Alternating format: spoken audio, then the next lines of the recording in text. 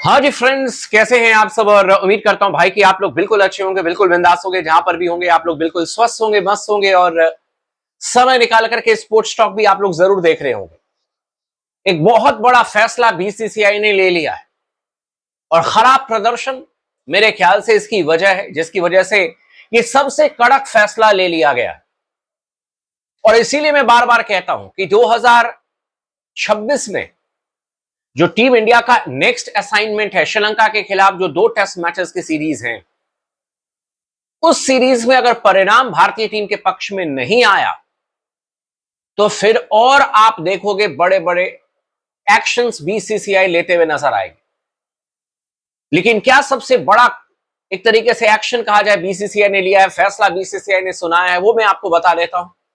Channel को जरूर subscribe कर लीजिएगा, वीडियो को लाइक कर लीजिएगा और लगातार अपना प्यार, अपना सपोर्ट बना करके रखें स्पोर्ट्स टॉक के साथ में, क्योंकि बहुत सारे लोगों के सवाल आए थे। मैंने जो इससे पहले वीडियो बनाया है आकिब नबी के ऊपर में, मैंने कहा था कि हो सकता है कि गुरनूर को भी मौका मिल जाए, 10 विकेट उन्होंने भी निकाले थे। लेकिन एक चीज और मैं कंफर्म कर दूं कि अब जो भारत और श्रीलंका के बीच में 2 टेस्ट मैचेस की सीरीज है, उसके लिए आकिब नबी को पिक कर लिया गया है टीम इंडिया में। मैंने पिछले वीडियो में कहा था कि आप लोग बताइएगा कि आकिब नबी को मौका मिलेगा या गुरनूर को मौका मिलेगा, लेकिन अब आकिब नबी को मौका मिलेगा, यह कंफर्म हो चुका है। बीसीसीआई ने कंफर्म कर दिया। जसप्रीत बुमराह अपने दोनों जो टेस्ट मैचेस हैं उससे बाहर हो चुके हैं और ये शॉकिंग है भारतीय टीम के लिए, एकदम शॉकिंग, क्योंकि बुमराह की फिटनेस तो एक तरीके से मिस्ट्री बन गई है। सिर्फ 2 मैच जसप्रीत बुमराह ने खेले हैं इंग्लैंड में और उसके बाद फिर घुटने में परेशानी हो गई, लगा कि अब श्रीलंका में खेलेंगे, लेकिन अब श्रीलंका में भी नहीं खेल रहे। खैर, उस पर बीसीसीआई जाने और जो भी फैसला आएगा उस पर चर्चा करेंगे। लेकिन बीसीसीआई ने जो सबसे कड़क फैसला लिया है, जो कोच को बदला है, वो है आपके फील्डिंग कोच टी दिलीप का आपने बड़ा नाम सुना होगा, क्योंकि राहुल द्रविड़ के टेन्योर में भी थे, हाल फिलहाल में भी थे।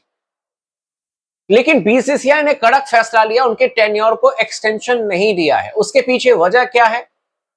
इंग्लैंड में हम सब ने देखा किस तरीके से भारतीय टीम का प्रदर्शन रहा। जिम्बाब्वे में हम सब ने देखा कि डिस्पाइट हम 3-0 से जीते हैं टेस्ट T20 मैचेस, लेकिन फील्डिंग स्टैंडर्ड कहीं ना कहीं खराब रही।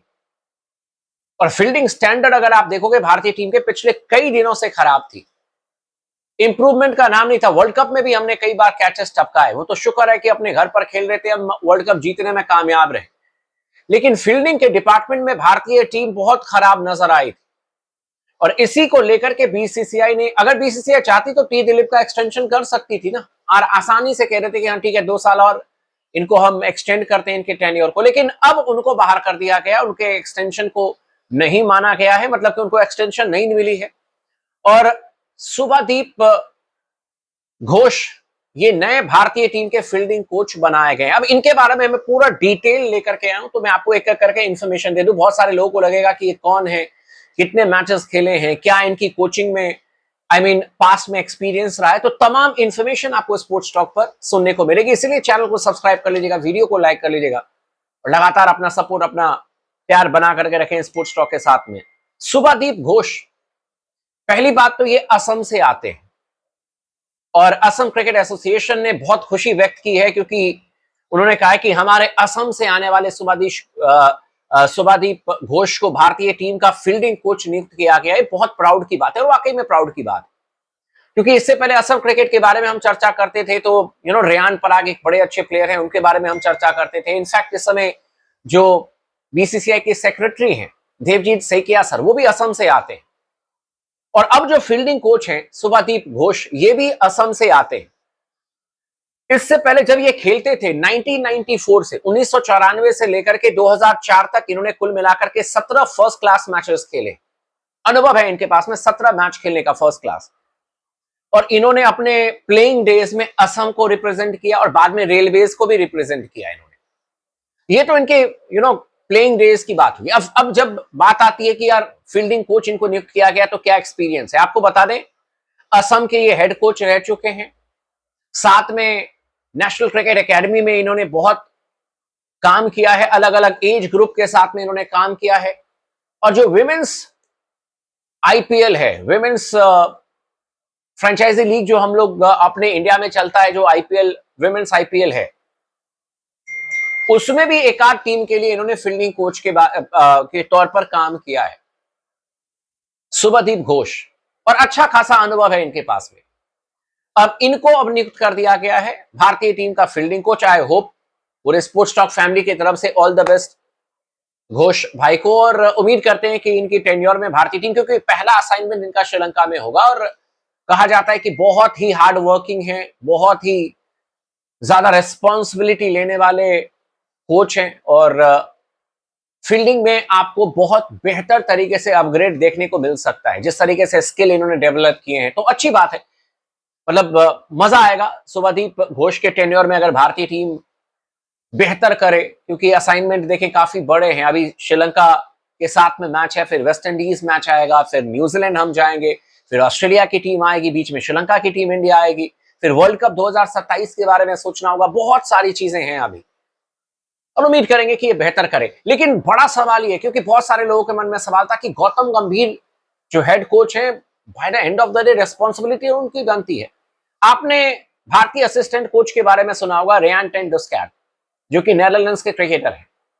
उनका भी टेन्योर खत्म हुआ। कहा जाता है कि उन्होंने अपने टेन्योर को बढ़ाने के बारे में कहा ही नहीं, और अब तो ये भी खबर आ गई है कि वो केकेआर के मतलब हेड ऑफ स्ट्रेटेजी मेकर बन चुके हैं। जितने भी केकेआर के ग्लोबल में दुनिया भर में फ्रेंचाइजी है, उसके हेड स्ट्रेटेजी मेकर बन चुके हैं क्रिकेट के। यानी कि अब तो वो असिस्टेंट कोच होंगे नहीं, उसके बारे में भी चर्चा हो।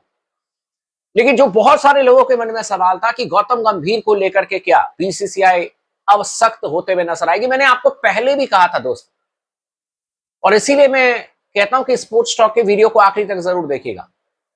मैंने शुरू में भी आपको बताया था कि अगर श्रीलंका में 2 टेस्ट मैचेस भारतीय टीम को खेलने हैं, एक कोलंबो में और एक गॉल में, अगर भारतीय टीम श्रीलंका के दौरे पर टेस्ट सीरीज नहीं जीतती है, अगर आप सीरीज हार जाते हो, एक एक की ड्रॉ भी अगर आप खत्म करके आते हो तो शायद बच जाएंगे, लेकिन अगर टेस्ट सीरीज आप हार जाते हो श्रीलंका में, तो वर्ल्ड टेस्ट चैंपियनशिप 2027 के फाइनल में पहुंचने का आउटसाइड चांस भी खत्म हो जाए। इस समय भी मैं कह रहा हूं कि बहुत ज्यादा कोई चांस है नहीं।